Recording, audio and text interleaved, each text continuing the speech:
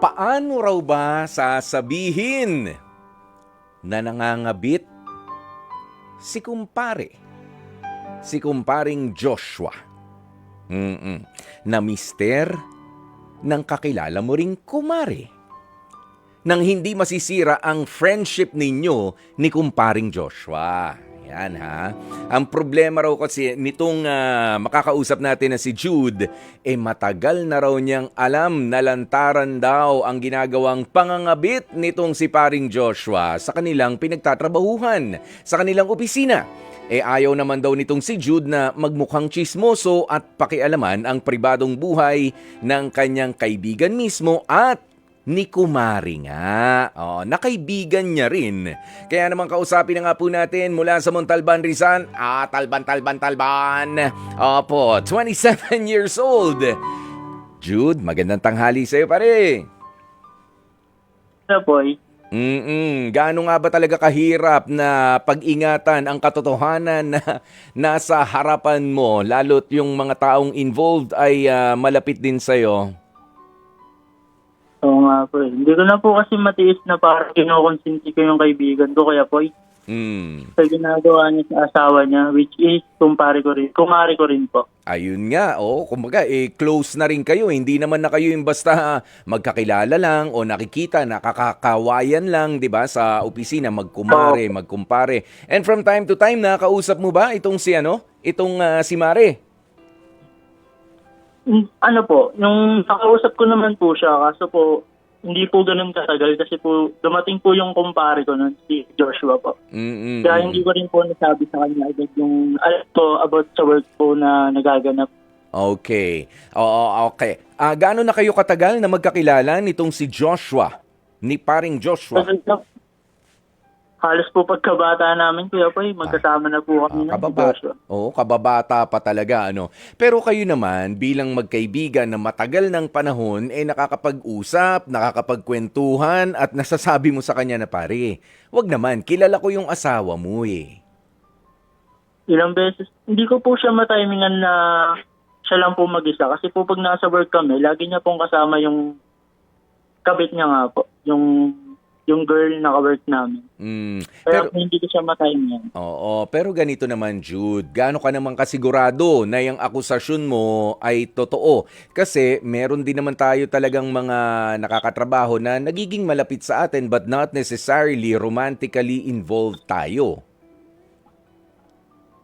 Kasi po, one time po, nahuli ko silang nagde-date dun sa coffee shop na lagi namin pinag-aanohan ni Joshua.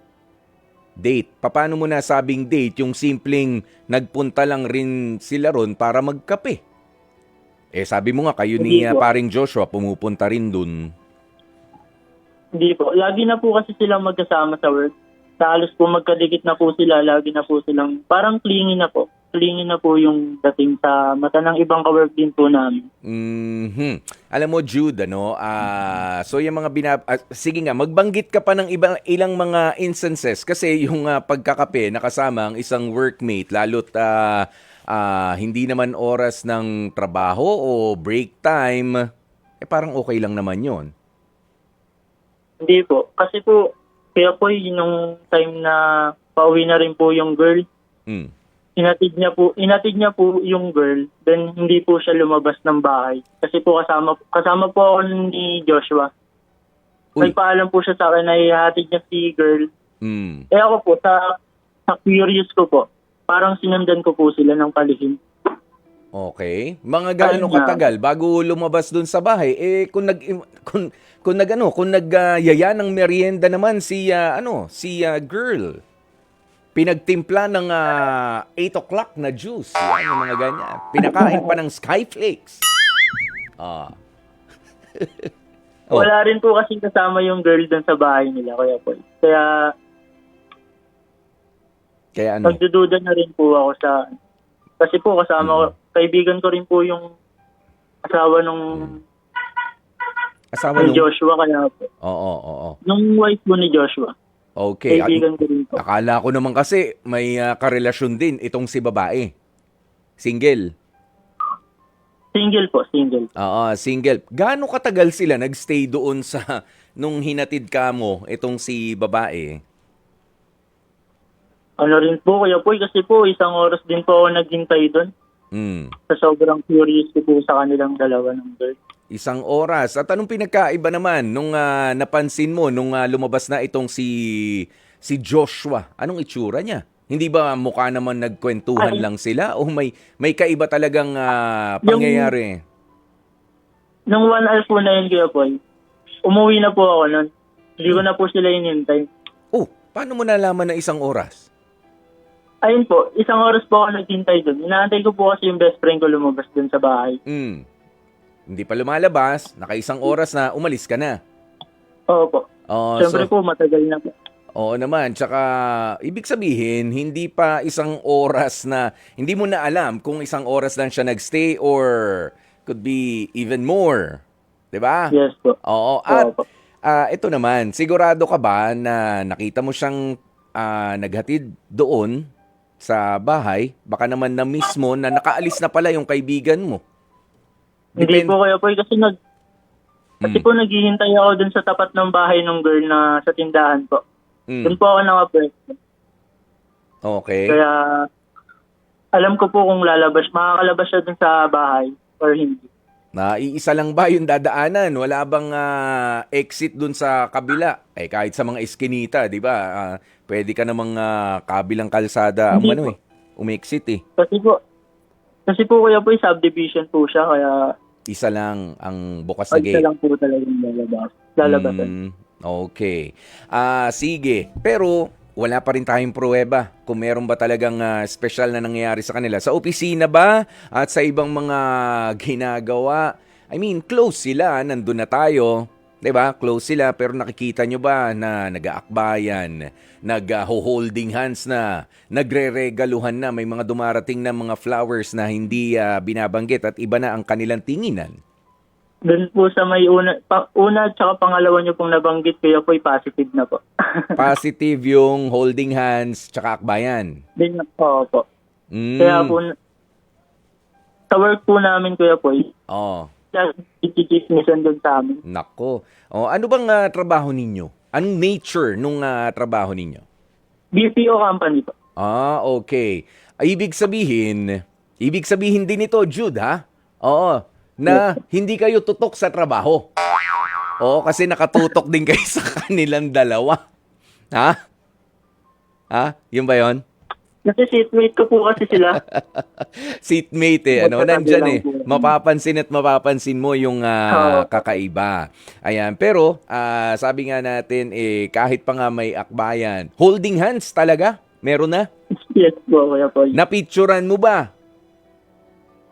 Bawal po kasi magpasok ng cellphone doon sa loob, Kuya Poy, pag work on time. Oo. Bawal po siya Alam mo kasi, Jude, ang sa katotohanan na yan, alam mo naman, itong mga kasuhan na mga nangyayari sa gobyerno, di ba, ganyan, may mga akusasyon na binabanggit.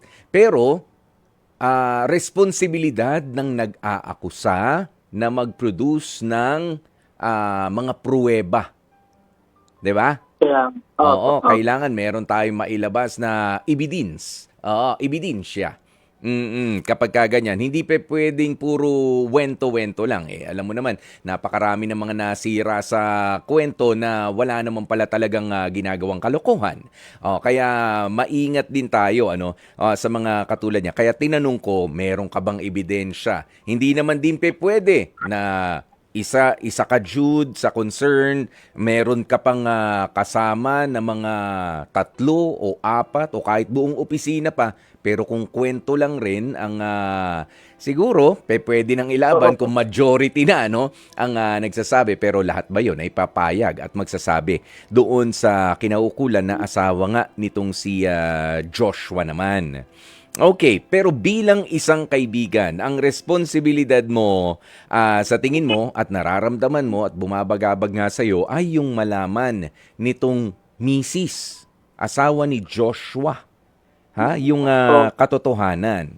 Sa tingin mo hindi ba? naman po sa Okay. hindi go ahead. naman po sa pagiging chismoso. Kaya po concern lang din po ako dun sa may asawa po ng kaibigan ko. Kasi po sobrang close ko rin po sila mag-asawa.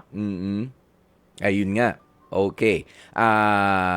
Kaya nga binabanggit natin, ano, eto naman, kung sakasakali ba, kahit wala kang ebidensya, ikaw ba ay willing na sa tingin mo ay kaya mong patunayan o yung mga isusumbong mo dito kay Mrs. ni Joshua? Ayun po. Kung nasa kanya na po yun, Kuya Poy, kung maniniwala po siya sa akin or hindi. Kasi po, concern lang din po kasi, concern din po kasi ako sa mag-asawa. Kaya po, Ikaw ba, Joshua, Jude pala, ikaw ba, Jude, ay meron ding karelasyon? wala po, Kuya Poy. Sigurado ka ba na itong gagawin mong ito kung sakasakali na may katotohanan ay walang bahid mali siya o walang bahid na maling intensyon? Hindi ba type mo lang yung asawa nitong si Joshua?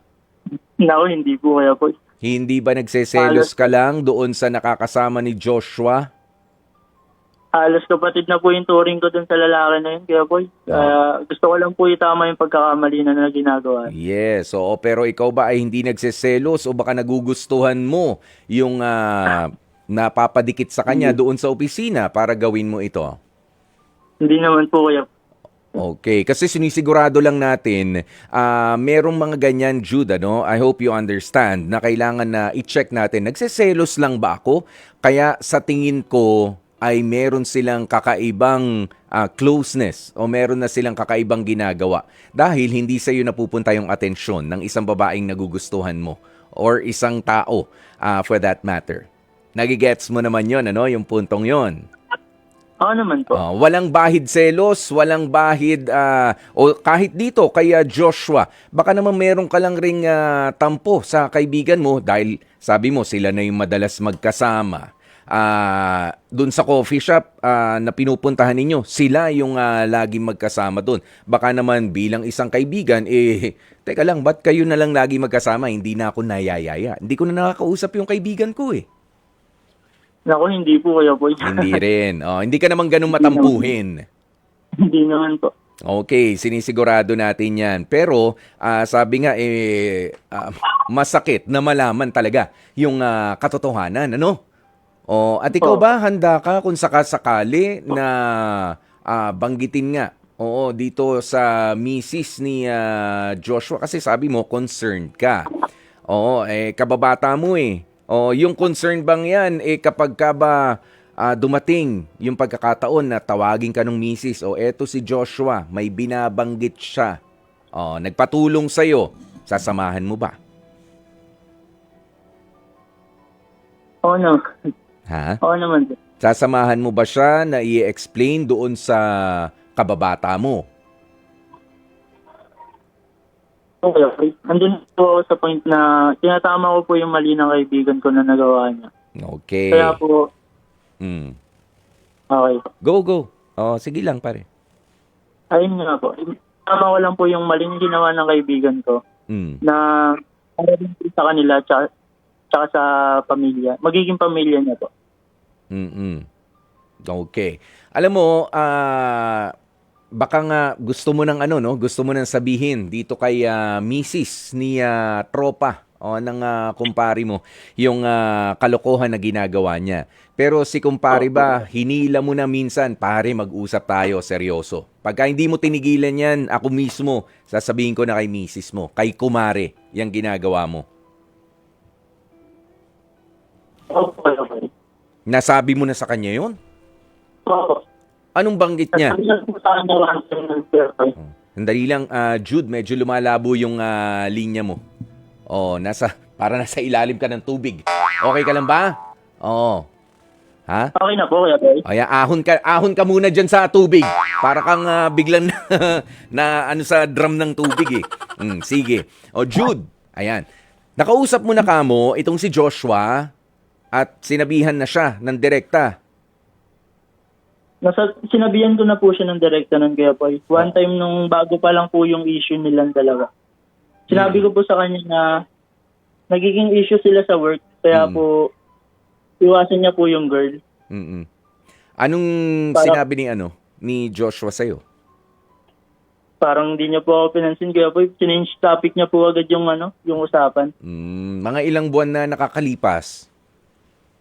2 months po ata yung 2 months po ata yun. Kaya po nung nagsabi ako sa kanya. Hindi, gaano nakatagal? 2 months ago? 2 months ago po. 2 months ago, binanggit mo na yan. Inulit mo na ba lately? Hindi pa. Hindi na po ulit. Basta Oo. po sa akin, sabihan ko na po siya.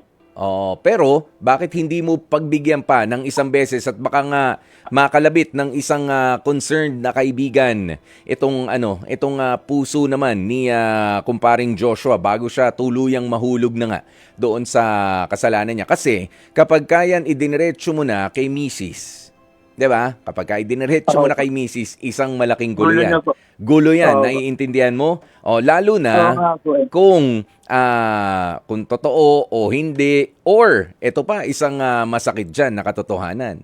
Hindi mo naman din sigurado kung paniniwalaan ka nitong si Mrs. Di ba? Naisip mo ba yung senaryo na yon? Kasi kapag ka hindi ka pinaniwalaan, naakusahan ka pang chismoso, makakarating kay kumpare, yung mag-asawa, kaaway mo, pati yung kabit sa opisina, kaaway mo, mai-chismis ka pa, mai-reverse pa yung kwento. Oo. Opo. Ayan. Tama po. Di ba? Pwede rin yun. At yun yung masakit. Kaya as Ako much po as... po yung naging mali. Ay, ganun nga yun. Kahit na alam mo na totoo naman yung sinasabi mo. But then again, ang sinasabi ko nga sa'yo, Jude, mas maganda kausapin mo ulit ng mas meron ng konting puwersa. Kung paano ba yung usapan nyo 2 months ago, baka naman usapang lasing lang, kaya hindi ka masyado inintindi. At hindi ka sineryoso. Yung time po kasi na yun, kaya po yung nagiinom po kami. See? Yun yung sinasabi. Alam mo, kapag kakwentong inuman, meron tayong mga usapan lasing yan. Meron nga kami, dati nung umiinom ako, pare, ha? Bukas magbabike tayo. Bukas sa susunod na araw. Pagdating ng bukas, sakit ng ulo mo. 'Di ba? Hindi ka naman makakapag-padjak. 'Di ba? Merong mga akala malakas lang ang loob mo kapag kayong medyo napainom ka o kaya basketball tayo. Sige, 3 games sunod-sunod, kaya ko pa. Pero ang totoo, hindi ka na makabuo ng isang game sa basketball. 'Di ba? Merong mga ganun. Kaya baka hindi ka sineryoso. Alam mo, yun, sabi mo may coffee shop kayong pinupuntahan ni paring Joshua. 'Di ba? Opo. Bakit hindi mo siya doon hilahin? Hindi kayo malalasing. Magigising pa nga yung mga brain neurons nyo, 'di ba? Kapag ka nagkape kayo, at doon nyo malaman at doon mo ipaalam na pare, meron akong seryosong sasabihin sa iyo, huwag kang magagalit. 'Di ba? Intindihin mo muna bilang isang kaibigan. You just have to explain, of course. At alam mo rin yung mga consequences at sabi mo nga, nakukonsensya ka na ginagawa niya yan sa harapan mo. 'Di ba? Na hindi na rin nagiging maganda yung imahe niya doon sa ibang mga tao. May binanggit ka kanina doon sa naawa ka doon sa binubuong pamilya nitong si Joshua. Wala pa silang mga anak nitong si kumare? Wala pa po. Pero sila ay kasal na. Yes po, Kuya Poy. Okay, imbitado ka ron sa kasal. Opo, Kuya Poy. Diba? Kaya po... Nandun ka pa talaga, no? malaking Go ahead. Hindi ko po alam kung anong gagawin ko, Kuya Poy, kung pangit naman po kasi kung kukonsintihin ko lang po yung kababata ako sa ginagawa niya or itatama ko po yung mali niya. Yes. Pwede mong gawin yun. Dumirekta ka sa kanya. Alam mo yung 'di ba sa mga kainan, meron tayo mga mahiyain o kaya naman mga nagpapanggap na mahiyain na katulad ko sa mga kainan na kapag ka niyaya mo, halika kain tayo. Sige lang. 'Di ba may ganyan? Pero kapag ka ang totoo raw na nag-iimbita ay merong kasamang hila. Yan. Halika kain tayo. Hawakan mo na, akbayan mo na, pare halika. Usap lang tayo. Ganyan. Usap tayo. May importante kung sasabihin sa'yo. Hindi na makakatanggi yan. Di ba? Ganun magkababata naman kayo. Kaya imbitahin mo sa isang pag-uusap na may kasamang hila dahil medyo palubog na siya ng palubog. Lalo na kung totoo yan sinasabi mo, Jude, na meron nga siyang kinalolokohang babae other than your beloved kumare also. Na asawa nga nitong si Joshua. Okay? Oo. Alam mo, ang tunay na kaibigan ay ma-appreciate kahit na hindi nga maganda yung sasabihin mo na ginagawa niya. 'Di ba? Lalo na kung makakasira sa kanya at sa pamilya niya. Ma-appreciate niya yan. Opo. Pwedeng mainis, magalit, at mapagsabihan ka na nakikialam, pero mapagtatanto niya yan. Oo. Na meron siyang pagkakamali na ginagawa. Lalo na kung manggagaling sa isang kaibigan mula pa nung bata. 'Di ba? Na hindi ka naman ililigaw. Hindi ka naman ililigaw katulad mo. Genuine, tunay yung concern mo. 'Di ba? Ano bang benefit ang makukuha mo diyan? Yayamang ka ba kapag binanggit mo 'yan? 'Di ba? Tama. Oo. Magkakaroon ka ba ng karelasyon? Ano bang kahilingan mo ngayon? Magkakakotse ka ba kapag nabanggit mo 'yan sa asawa niya? 'Di ba hindi naman? Opo. 'Di ba?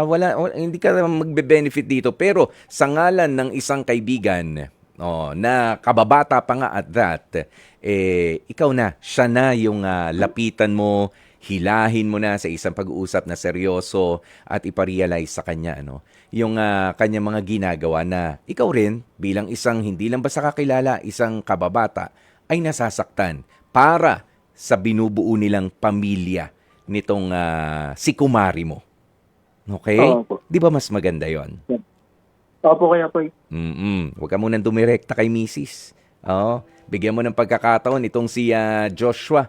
Okay, pamukha mo sa kanya yung katotohanan. Ngayon, in the event na ayaw talagang makinig, minasama pa ni Joshua, alam mo, wag na rin siguro sa'yo manggaling. Yung ganyang wag na sa'yo magpaumpisa. Basta sa kanya, nabanggit mo na, malaman man, alam mo, wala naman lihim na naitatago forever. Di ba? Wala naman. Okay. Sige. Nagawa ko na rin naman po yung part ko bilang kaibigan niya. Yun. Kaya po, okay lang po. Yun ang importante doon. Yun ang importante doon. Huwag ka naman yung dali-dali, biglang ay mo makinig, sumbong na ako ron. Kaya mo muna siya, baka mapag-isip-isip pa eh. Di ba? Bigyan mo rin siya ng panahon na pag-isipan. Okay? Ang kanyang ang kanyang magiging atake kung paano nga ayusin o sisirain. Choice niya yan eh. Kung ayusin niya ba o sisirain niya yung buhay niya, choice niya yan. Ibigay mo yan sa kanya. 'Di ba? Noted po. Yon. Ito, basahin lang natin ang ilan sa mga komento, mga reaksyon ng mga nakikinig sa atin. Sabi ni Gail Enriquez, ba't ba naman kasi may mga kababaihan, alam na nga may asawa na, pumapatol pa. 34 million ang single sa Pilipinas. May bilang talaga. May bilang ng mga single sa Pilipinas. Ewan ko sa inyo. Ito, si Mayu. Sabi niya, medyo mahina ang pakiramdam niya. Hindi niya ramdam na may kabit na pala siya. Hindi mo naramdaman, may kabit na nga pala ako. Ewan ko rin. Ayan, si JC Mapala, ang sabi niya, bro, kung ako sa'yo, huwag ka nang makialam. Kasi pagka mali pala yung hinala mo, ikaw mismo makasira ng isang pamilya. Yan, napag-usapan din natin yan, Jude, siguraduhin mo na yung mga akusasyon mo ay hindi lang basta mga malisyoso o mga obserbasyon ng merong malikot ang isipan. Sigurado ka, Jude? Sigurado naman po ako. Kasi alam mo, yung mga chismoso, mga chismosa, sila mismo ang nagsasabi na, wag na lang makakarating ha. Kapag ka ganun na ang intro, chismis yan. O hindi, unconfirmed yan. Okay, go. Ano yan? Ako lang po yung isang hindi sila pinapakialaman sa ginagawa nila. Alas po yung ka-work namin, pinag-chismisan na po sila. Maabot na po sa labas ng namin, ng building. Oo. Kaya po paglalabas silang dalawa, nakatingin na po yung mata ng iba sa kanila. Para mga celebrity, para mga celebrity na sila, pero not in a good way. Talagang, kumbaga, naging tampulan na ng mga wento-wento. At proud din si babae. Proud si babae? Hindi ko lang po alam. Gwapo ba si ano? Gwapo ba tong si kababata mong Joshua? May itsura naman po. Ah. Malaki rin po yung physics. Ano? Oo, may dating. Po. O yan, hindi natin alam sa mga susunod. Depende sa kanya magiging desisyon pagkatapos ng pag-uusap ninyo bilang magkababata at magkaibigan nga, bahala siya. Aayusin ang buhay o sisirain. Buhay niya yan. Kanya ang desisyon. Okay? Okay po, wala pa noted po. Alright. Sige. Sana nga nakatulong kami sa pag-iisip mo sa kung paano ba kasi mahirap, naiintindihan ka namin, mahirap din na sa harap mo mismo bilang isang kababata, bilang isang kaibigan, nangyayari ang lahat ng ito. Kaibigan mo yung mag-asawa. Yung isa nagloloko. 'Di ba? Nasa harap mo, sasabihin ko ba to ron sa kabila o kakausapin ko muna to?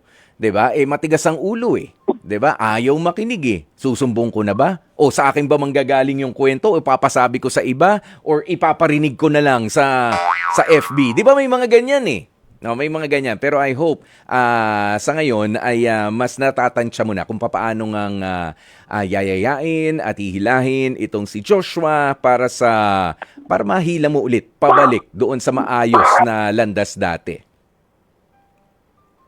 Jude?